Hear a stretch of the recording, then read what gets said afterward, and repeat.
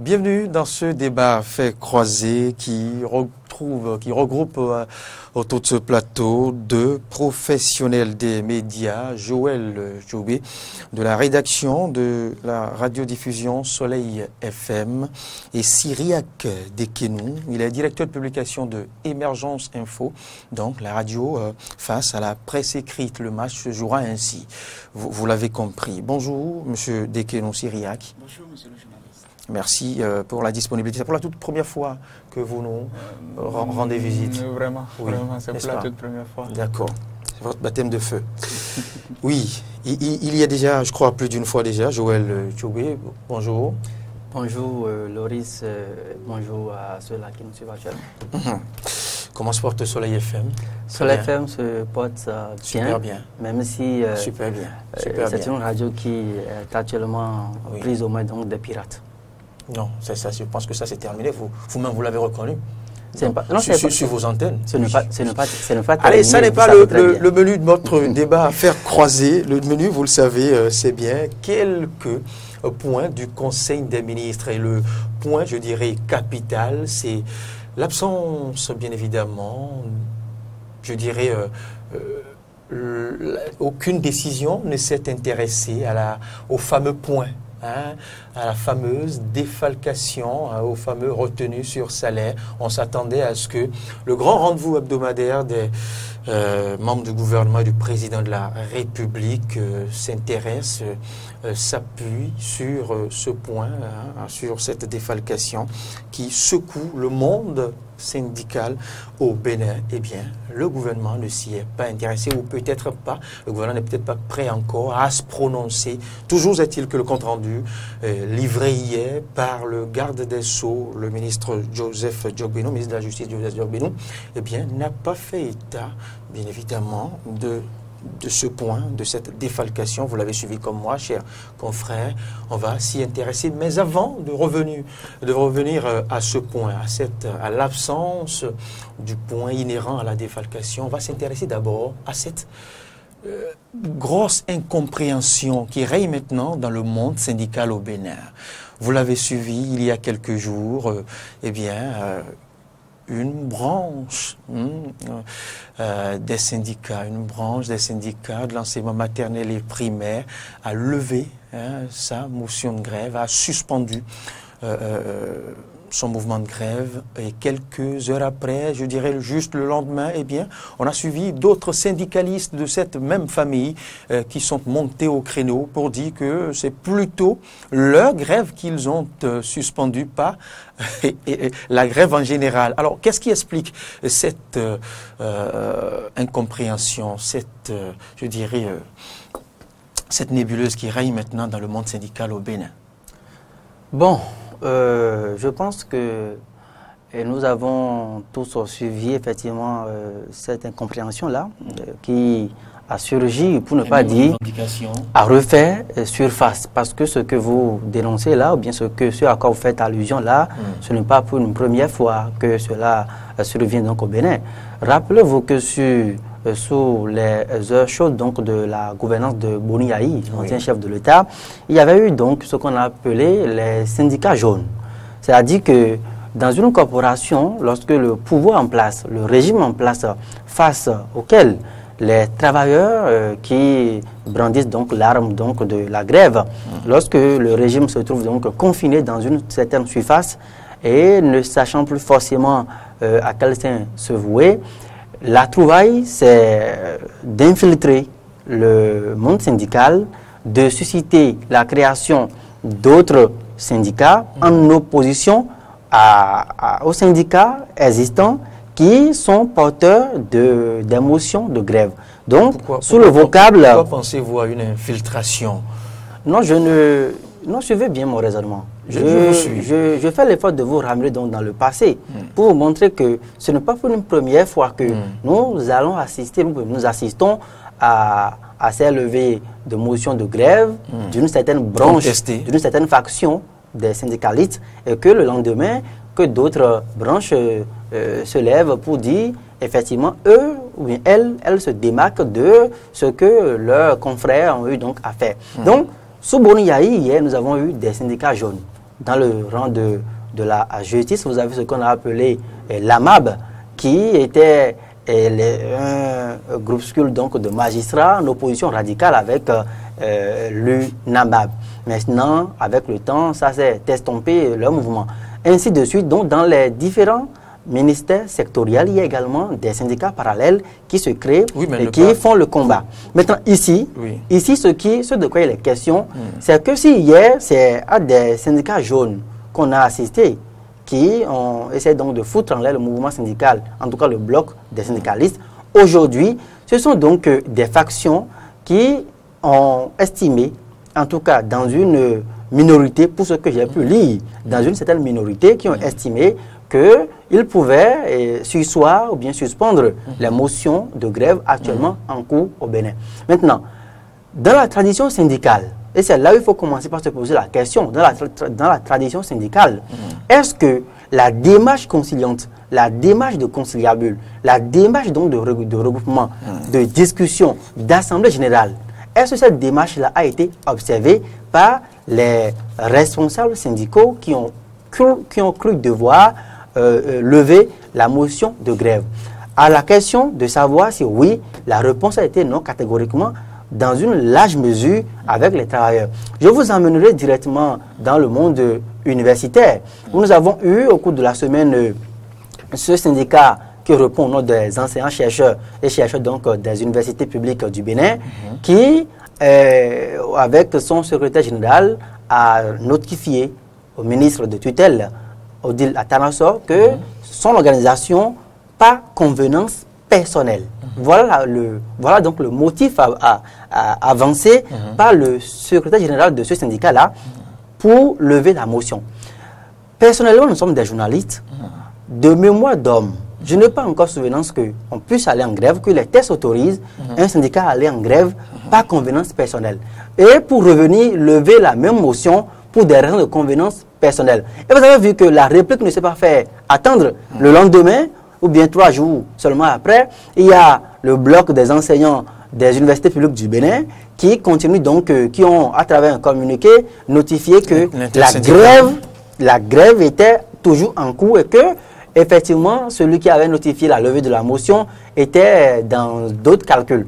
Même chose pour l'intersyndical des enseignements maternels et primaires, où il y a les responsables de ce corps syndical-là qui ont notifié qu'ils voulaient donc reprendre le travail. Mais le constat qui a été fait sur le terrain, c'est que les enseignants, dans une large mesure, un grand éventail d'enseignants, ils ont continué donc par observer les mouvements de débrayage parce que ne se reconnaissant pas forcément à travers ce que les responsables syndicaux ont eu à faire. Et donc la grosse question, pour chuter sur la question, la grosse question qu'il faut commencer par se poser, si nous sommes responsables syndicaux et que nous avons donc une troupe à gérer, et que nous répondons, nous portons la voix de la masse, et que nous en arrivions donc à prendre des décisions qui ne sont pas suivies à la base, ou bien qui drainent seulement une minuscule, donc, ou bien un petit groupe de personnes, il faut se poser la question de savoir si nous avons toujours la légitimité, est-ce que nous avons donc mûri l'action que nous avons posée.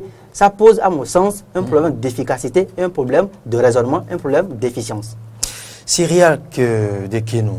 Moi, je tiens plutôt à revenir quand même sur ce commentaire qui pointe un doigt accusateur sur le gouvernement, et puisque mon confrère parlait tout à l'heure de stratégie d'infiltration. Oui.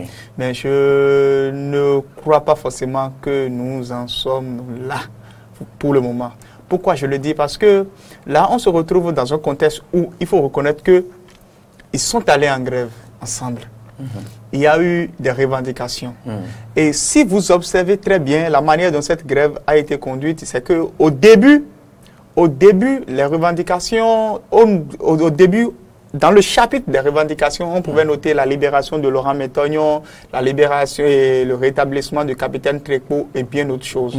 Et notamment également, l'une des raisons fondamentales quand même qui a poussé les différentes organisations syndicales à aller en grève, c'est cette stratégie de retrait de droit de grève. Mais on a vu que la Cour, elle a cassé. Quand la Cour a cassé, quelle a été la suite? La suite, c'est que les motions de grève changeaient. Les motions de grève changeaient. On assistait quotidiennement à une modification des motions de grève. Moi, je crois qu'arrivé à un certain moment donné, et lorsque le gouvernement les a appelés, le gouvernement a pris la peine d'écouter les uns et les autres. Le gouvernement a dit, OK, faisons ci, faisons ça. Et en ce qui concerne le statut particulier, il y a 6 points qui ont été satisfaits. 6 points, 6 arrêtés. 6 arrêtés qui ont été signés, 6 arrêtés que le gouvernement s'engage à signer quand même pour pouvoir les satisfaire en ce qui concerne le statut particulier. Et lorsque vous faites quand même, disons, tout cela, et que vous voyez que d'ici quelques semaines, nous courons le risque de voir l'année académique 2017-2018 être déclarée année blanche, je crois quand même que quel que soit l'engagement syndical que l'on a, et lorsque l'on revient sur soi-même et qu'on se dit, ah, nous sommes également aussi des parents d'élèves, qu'il y a lieu quand même, disons, de pouvoir revenir un peu en arrière. Et je le dis, puisque le fait pour les organisations syndicales, pour certaines organisations syndicales, de lever leur motion de grève, ne veut pas dire, ce n'est pas une capitulation. Non, non, non, ce n'est pas une capitulation, ce n'est pas que ils ont été instrumentalisés ou bien qu'il s'agit là quand même, disons, d'une démonstration d'infiltration des organisations syndicales par le gouvernement. Non. Mais il s'agit là de pouvoir agir pour pouvoir sauver les meubles. Sauver cette année qui court vers le chaos. Et ça, il faut le dire. Et même s'il arrivait que toutes les revendications de ces organisations syndicales étaient satisfaites, si toutes ces revendications étaient satisfaites, est-ce que nous sommes sûrs que le nombre de mois, le nombre de semaines que les enseignants ont passé à la maison, que nos enfants ont passé à la maison, que les enseignants pourront les rattraper pour que nous puissions véritablement avoir quand même, disons, des résultats qui sont à la hauteur des attentes? Je ne crois pas. Donc, le fait que certaines organisations syndicales en arrivent à se désolidariser, cela va dans la droite ligne. Cela va dans la droite ligne de l'aspiration du peuple, parce que lorsque vous écoutez les uns et les autres... Cela dénote du sens de patriotisme. Cela dénote du sens de patriotisme. Et lorsque vous demandez quelque chose à votre père, et que peut-être que vous revendiquez 5 choses, et que sur les 5 choses, on vous accorde 3, vous pouvez quand même dire, OK, retournons d'abord et laissons le temps au gouvernement de pouvoir analyser les choses.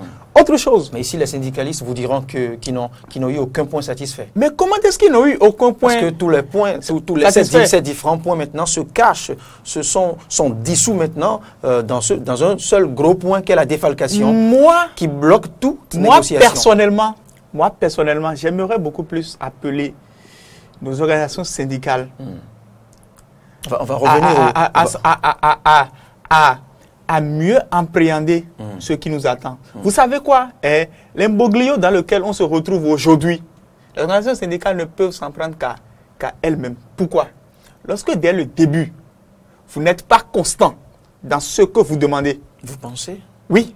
Lorsque vous n'êtes pas constant dans ce que vous demandez. Parce que lorsque vous allez en grève, parce qu'il y a eu quand même, disons, une tentative, ou bien c'est qu'il y a eu quand même, disons, une tentative de retrait de droit de grève. Et que, sur ce point... Il n'y a pas une tentative, il y a une loi. Bon, OK, c'est qu'il y a eu quand même une loi qui a été votée à l'Assemblée nationale. Et que c'est surtout ça qui a motivé le fait d'aller en grève. Et que par la suite, vous avez eu une certaine satisfaction par rapport à ça. Le mieux, c'est de savoir ce truc-là. Moi, c'est vrai. Donc, au lendemain de la décision de je ne suis pas partisan du gouvernement, mais également aussi, c'est que je ne suis pas un adepte du va-t-en-guerre. Le va-t-en-guerre et ce jusqu'au-boutisme que nous sommes en train d'observer de part et d'autre risque de nous coûter très cher. Joël Tchoubé. Oui, je voudrais quand même que nous puissions faire l'effort de ne pas semer donc le doute dans la tête donc de ceux qui nous suivent actuellement. Je pense que je ne suis pas un partisan de ce sentiment d'apatridie, parce que quand vous écoutez un peu ce qui se dit dernièrement, lorsque vous vous positionnez, vous prenons du recul pour apprécier donc la position à la fois du gouvernement et à la fois des centrales et confédérations syndicales, il y a des personnes qui pensent que voilà qu'il y a des apatrides donc dans la République. Vous savez que moi je ne suis pas... Cela laisse transparaître. Non, moi je ne voudrais pas être émotionnel. Parce que sur des questions cruciales, il ne faut pas être émotionnel. Et donc, je dis, par exemple, comment vous pouvez comprendre que une organisation syndicale dise qu'elle lève la motion de grève par convenance personnelle. C'est aberrant. Il faut commencer, il faut oser le dire, c'est aberrant. Et donc pour moi, je pense que à la fois, nous devons travailler à réfléchir à la manière dont nous faisons donc les luttes. C'est parce que nous appelons au sens de patriotisme d'une certaine organisation syndicale qui aujourd'hui serait en train de lever leur motion qu'il faut compromettre également le respect qu'on doit avouer au mouvement syndical. On a vu, et j'ai commencé par parler tout à l'heure donc de tradition syndicale. Moi, je ne suis pas pour, lorsque on estime qu'il faut jeter en pâture les syndicalistes. Je ne suis pas également pour, lorsque il y a certaines personnes qui pensent que le gouvernement ne fait rien. Mais la démarche essentielle aujourd'hui, vous avez parlé de défalcation, et c'est là que je voudrais profiter pour dire que... On va y venir. Je dis que les syndicalistes n'ont pas été inconstants dans leur démarche, parce que lorsque mon cher confrère parlait tout à l'heure donc de plateforme revendicative qui oscillait à tout moment, ce n'est pas vrai, ce n'est pas du tout vrai. Prenez dès le départ la plateforme qui a été brandie au départ. Les personnes sont allées en grève. Au départ, c'était cette loi de retraite grève. Non. Il faut remarquer qu'il y avait déjà des mouvements de protestation et de grève qui avaient déjà eu cours. Le gouvernement a rencontré les syndicalistes. Ils ont su soir avec un moratoire à l'appui. Et pendant que le moratoire avait encore cours, le Parlement vote une loi pour retirer donc le droit de grève. Je vous en prie, je vous ai écouté. Le Parlement vote une loi, retire le droit de grève.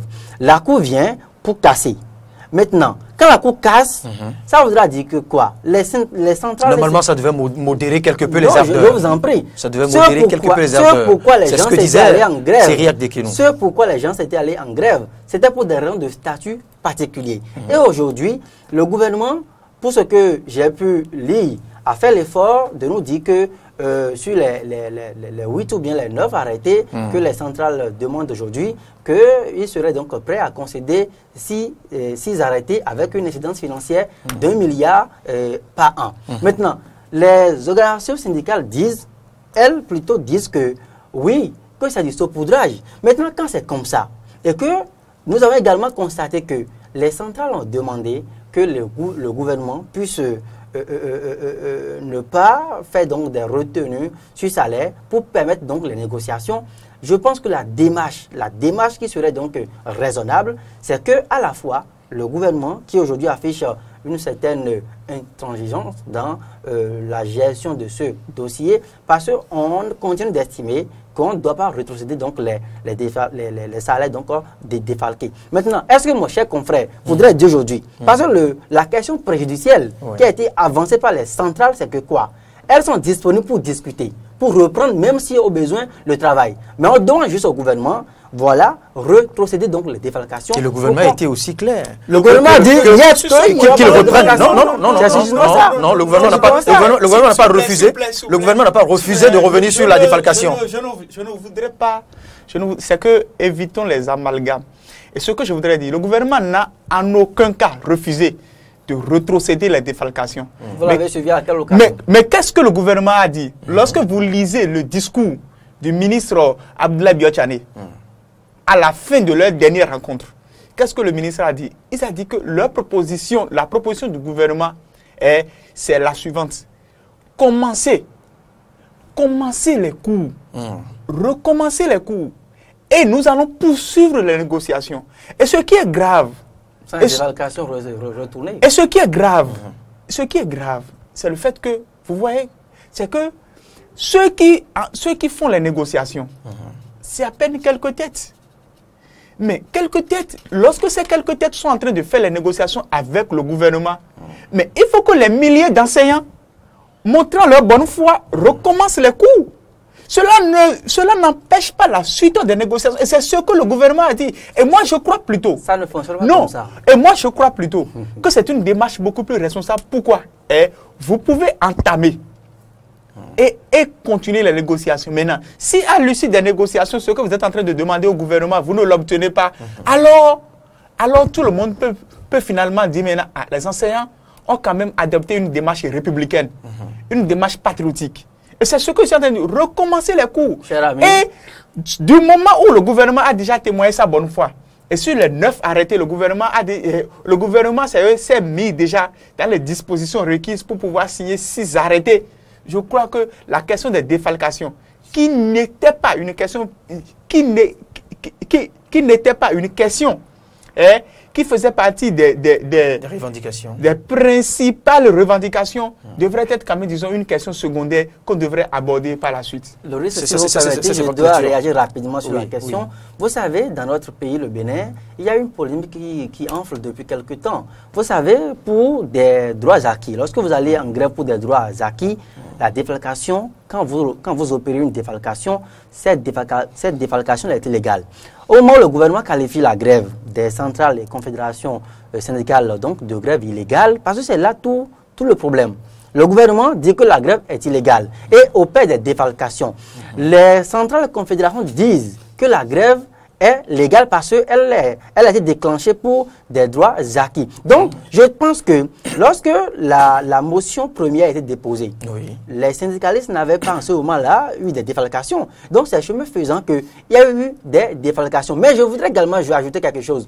Lorsque mon cher confrère dit, quand il dit par exemple que le gouvernement a témoigné sa bonne foi et que le gouvernement a demandé aux travailleurs de reprendre, quitte maintenant à revoir et à revenir donc sur cette question, écoutez, le monde syndical est organisé. Ça ne fonctionne pas comme ça. La base ne suit que le mot d'ordre donc des têtes de pont. Maintenant, lorsque vous avez un gouvernement qui dit que les travailleurs n'ont qu'à faire attention pour ne pas se mettre en situation d'abandon de poste et que à la limite même, nous serions donc à la lisière d'une radiation des travailleurs qui ne se seraient donc pas rendus au service. Lorsque vous avez la démarche, ces discours-là de l'exécutif, ce ne sont pas donc des discours, qui sont de nature à rassurer donc les travailleurs. Donc, conséquence, c'est un problème aujourd'hui qu'il faut essayer de régler au cas par cas au lieu de jeter en partie des organisations. Suivons d'abord Joël. Je pense qu'aujourd'hui, moi je demanderais donc que le sacrifice soit fait de part et d'autre. À la fois dans le rang des syndicalistes que dans le rang du gouvernement. Aujourd'hui, vous avez dit, qu'est-ce qui bloque les négociations? C'est la question des défalcations. Maintenant, ce qui ne devait pas être. Ça ne devait même pas être le cas. Maintenant, moi, je voudrais savoir aujourd'hui, qu'est-ce qui empêche le gouvernement de rétrocéder les défalcations opérées pour que les discussions continuent? Si je vous posais la même question, qu'est-ce qui empêche les travailleurs de reprendre les Non, mais moi, je vous poserai la question de savoir. Je vais vous poser la question de savoir, et justement. J'aimerais beaucoup plus revenir sur un point. Nous sommes dans une situation de négociation. On a presque fini avec ce point parce qu'il y a le gros point absent au menu du Conseil des ministres. C'est au fait quand on se... Allons-y, mais c'est que je crois qu'il est un peu en avance sur moi en matière de temps de parole. Non, c'est moi qui gère le temps de parole. C'est moi qui gère le temps de parole. Alors, je disais à l'entame du débat fait croiser que nous allons nous intéresser à quelques points qui ont meublé le Conseil des ministres tenu hier. Vous avez suivi le compte-rendu majestueusement lu par le garde des Sceaux, le ministre Joseph Diogbenou. Eh bien, au menu de ces différents points, plutôt, on a constaté un grand absent. C'est bien la fameuse question des défalcations. On s'attendait à ce que cette question occupe un petit pan ou un petit chapitre du menu de ce Conseil des ministres. C'est Joël qui prend d'abord. Oui, merci donc pour m'avoir redonné donc la parole sur cette question. Voilà, ça revient encore à ce que je disais il y a un instant. C'est en cela que moi, j'ai du mal. Je fais l'effort quand même de pouvoir comprendre la démarche du gouvernement en la matière pour un dénouement heureux de la crise. Je chronomètre, hein, parce que oui, Cyriaque Deké nous disait tout à l'heure qu'il n'a pas eu le même temps de... Maintenant, un conseil des ministres, puisque quand vous suivez encore le discours, quand vous relisez le discours du ministre en charge donc, du développement qui conduit les négociations avec les centrales et confédérations syndicales, il disait que la question sera laissée à l'appréciation du conseil des ministres. Je le comprends parce qu'un ministre, c'est un délégué donc, du chef de l'État. Il n'a pas donc la plénitude donc, des pouvoirs pour décider. Il n'a pas non plus dit que le prochain conseil des ministres... Non, il ne l'a pas dit. Mais c'est en cela que je voudrais m'associer volontiers à mon cher ami qui parlait donc de l'année blanche qui nous guette. Le spectre donc, de l'année blanche qui plane donc aujourd'hui au Bénin. Maintenant, est-ce que... ne menace pas que le gouvernement?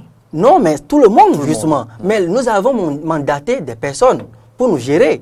Et donc, en raison donc, du temps pressant et de l'enjeu, moi, je pense qu'il serait plus raisonnable quand même de traiter cette question-là en procédure d'urgence en Conseil des ministres. Parce que le ministre lui-même a dit que la question donc sera laissée à la présidence du Conseil des ministres. Maintenant, moi, j'ai été surpris que parmi, au cours donc, du point de presse d'hier, que le gouvernement n'ait pas eu à consacrer, ne serait-ce que des bribes de lettres et en alphabet de la langue française à ce point-là précis. Maintenant, quand vous avez des éléments comme ça, est-ce à dire que vous voulez demander aux travailleurs de comprendre que oui, le gouvernement a à cœur la situation, que le gouvernement aurait donc envie que ça soit vite réglé. Donc autant de questions qui subsistent aujourd'hui dans la tête donc, des citoyens. Cyriaque Deké. Je crois que le fait que le gouvernement, au cours du point de presse du Conseil des ministres, notamment exécuté par le ministre Joseph Djogbenou, que le gouvernement ne soit pas revenu sur la question des défalcations ou bien la question de la grève. Cela dénote du fait qu'il n'y a pas que ça dans la République. Vous savez, moi, je dis toujours une chose. J'ai vu quand même un certain nombre de personnes, bon, c'est que des gens qui ont commencé par dire « Ah, on attendait le gouvernement sur le sujet et autres là ». Non, je crois que ces interprétations, ce sont des interprétations au premier degré. Puisque le fait que le ministre d'État ait pris la peine de dire que le Conseil des ministres avisera par la suite, ne voudrait pas dire que c'est au cours du prochain Conseil des ministres que les décisions sortiront. Non. Et peut-être qu'il y a eu quand même, disons déjà, des décisions, ou bien qu'il y a eu quand même des démarches que le gouvernement peut-être entreprend et qui, au cours de la semaine, que ce conseil d'hier pouvait annoncer? Pas forcément, pas forcément. Nous sommes dans un contexte de négociation. J'ai bien dit pouvait. Et vous savez, c'est que ce que moi je dis, c'est qu'il y a plusieurs facteurs que nous, peut-être acteurs qui sommes en dehors de ce conflit-là, que nous ne percevons pas. Vous voyez? Mais cette démarche-là, à pouvoir vouloir également aussi trop communiquer là-dessus, c'est peut-être, c'est une démarche, ce n'est pas de ça que nous avons besoin actuellement. Mais nous avons besoin à ce que les différents acteurs, quand même, disons, puissent revenir à la table de négociation et que les différents acteurs puissent quand même se comprendre. L'autre chose que j'aimerais également souligner, c'est le fait que le gouvernement ne se prononce pas là-dessus hier dénote du fait que c'est que le gouvernement a fait l'essentiel des concessions. Vous allez voir qu'au début, en ce qui concerne le statut particulier, le gouvernement n'était pas d'accord. Mais par la suite, le gouvernement a accepté signer 6 arrêtés. Donc, le gouvernement a déjà fait des concessions. Vous voyez? Et si on doit consacrer tout le temps, vous savez, on a entamé l'année 2018 avec la situation des grèves. Et presque tous les conseils des ministres étaient consacrés à ça. Et nous allons également encore continuer à ça? Non, je crois qu'il faut que chacune des parties puisse quand même revenir à la raison. Le gouvernement est en train déjà de faire les démarches. Et je ne crois pas que les membres du gouvernement, hier, peut-être lorsqu'ils se sont vus, n'ont pas pris à cœur cette question-là. Non, je ne crois pas. Le fait que cela ne soit pas abordé au cours du point de presse, ne voudrait pas dire que le gouvernement n'a pas eu à échanger. Une chose à que vous et moi, nous n'y étions pas. Nous n'y étions pas. Nous, ça, sur ce point, vous avez parfaitement raison. Mais je crois que, franchement, nous tendons vers le chaos. Et ça, c'est ce qui c'est ce qui me pince le cœur. Le pincement de cœur que moi j'ai, c'est que nous tendons vers le chaos. Et c'est ça surtout. Voilà, c'était... Joël voulait réagir rapidement. Oui. Moi, je pense que...